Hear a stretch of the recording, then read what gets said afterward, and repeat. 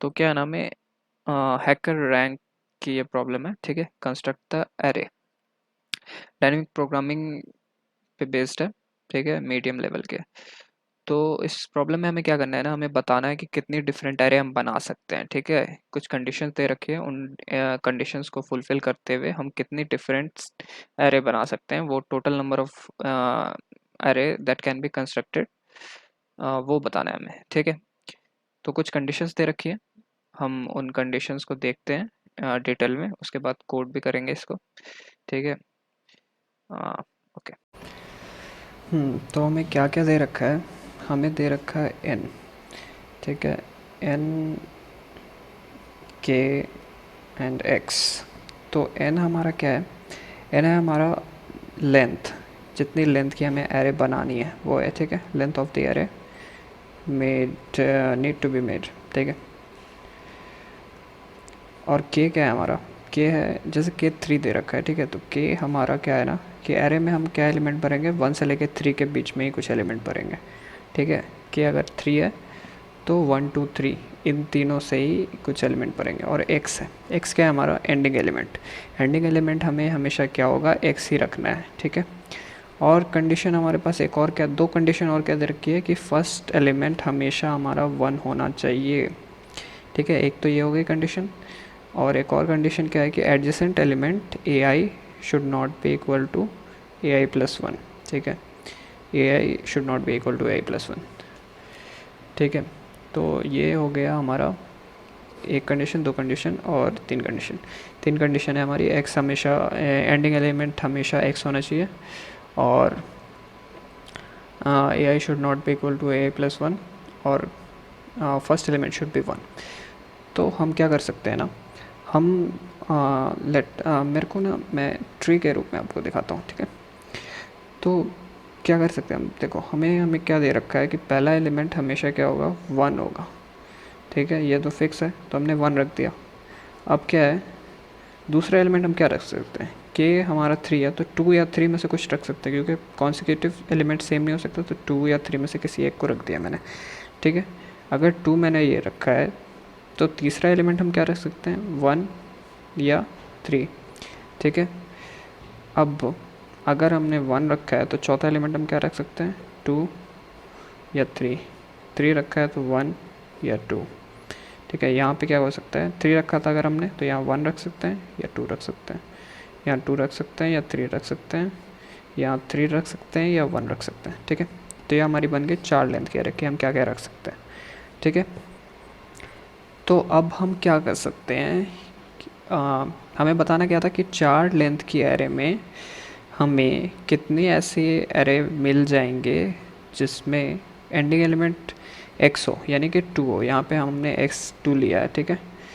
तो ending element हमारा to हो और फर्स्ट एलिमेंट वन हो, तो हमें कितनी एरे ऐसे मिली, चार लेंथ की, ठीक है। तो एक तो ये हो गया, एक ये हो गया, एक ये हो गया, तीन तीन एरे मिली ऐसी जिसका एंडिंग एलिमेंट हमेशा टू है, ठीक है, और स्टार्टिंग एलिमेंट वन है।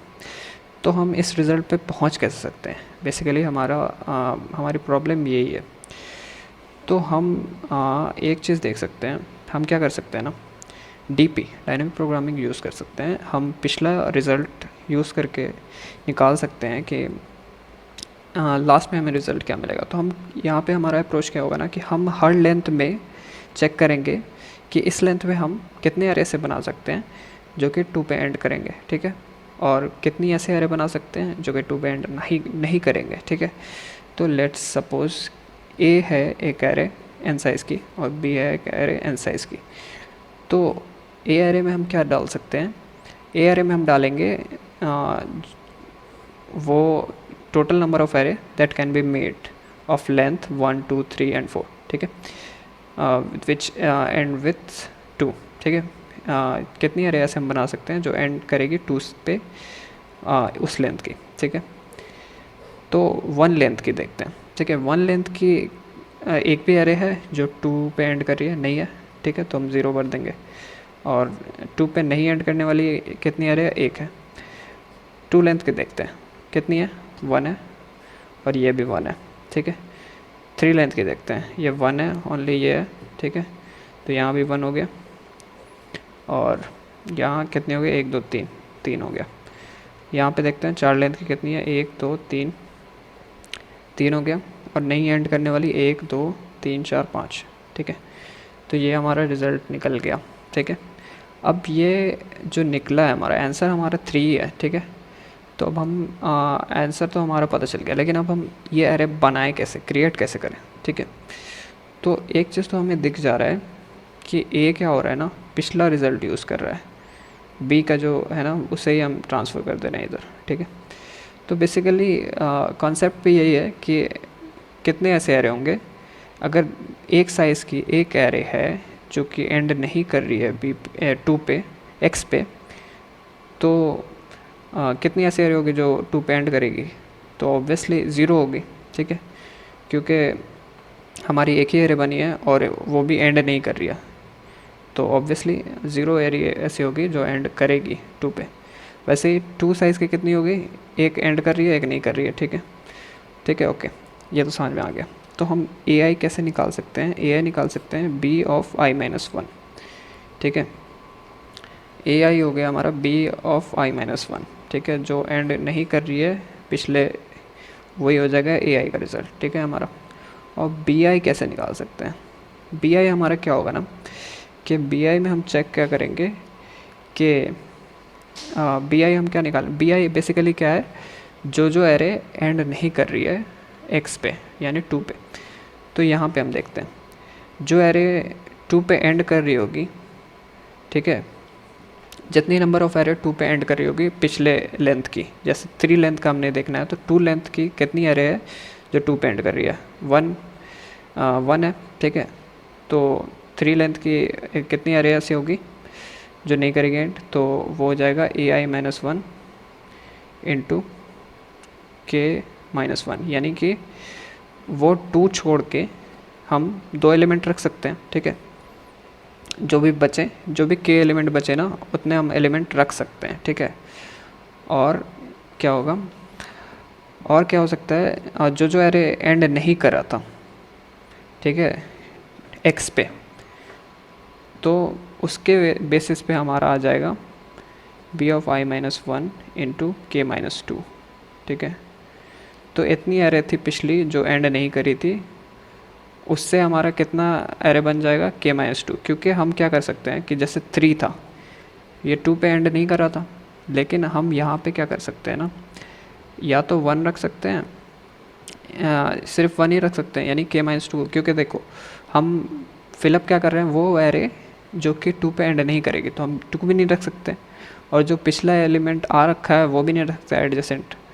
तो ये हो जाएगा बेसिकली बी आई का फॉर्मूला। तो ए आई हमारा बी आई माइनस वन हो गया, और बी आई क्या हो गया, A of I minus one into के minus one plus B of I minus one into के माइनस टू, ठीक है।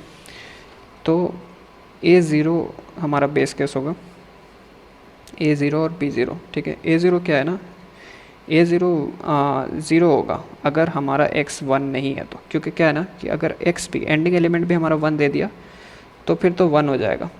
और अगर x वन नहीं है, x not equal to one, then क्या हो जाएगा, zero. x not equal to one पे b क्या हो जाएगा, वन हो जाएगा, और x is equal to one पे क्या हो जाएगा, b ज़ीरो हो जाएगा, ठीक है। तो ये हमारा बेस कंडीशन हो गया, और बाकी तो इजी है। फिर रिटर्न हमें क्या कर देना है, b ऑफ बी नहीं sorry a of n minus one हमें रिटर्न कर देना है। तो ये हमारा हो जाएगा फाइनल आंसर।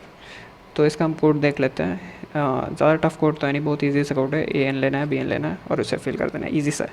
बाकी मॉड लगा देंगे हम, तो कोड देख लेते हैं एक बार, ठीक है। कोड पहले से ही लिख रखा है, तो मैं कोड समझा देता हूँ एक बार, ठीक है। बहुत इजी सा कोड है। तो ये तो दे रखा था पहले से, चलो ये क्या है ना, हमने क्या करा, 2 एरे बना ली, ए एन और बी एन, ठीक है।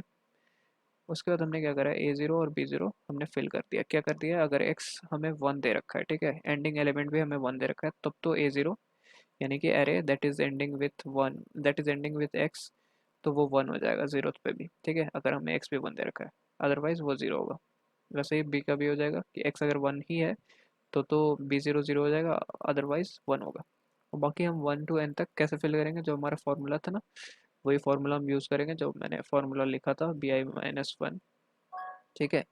और बी आई के लिए भी हमने यही कर दिया है। बाकी मॉड इसलिए लगाया है क्योंकि वैल्यूज़ काफ़ी बड़ी हो जाती हैं जब हम बहुत बड़े नंबर के लिए लेंगे ना, तो वैल्यू बहुत बड़ी बड़ी आएंगी, तो हम इसका मॉडुलस कर देंगे परसेंट मॉड लगा के। ठीक है, तो मॉड की वैल्यू ये 1 × 10⁻9+7 हमने डिक्लेयर कर रखी है, तो ये वैल्यू आएंगी।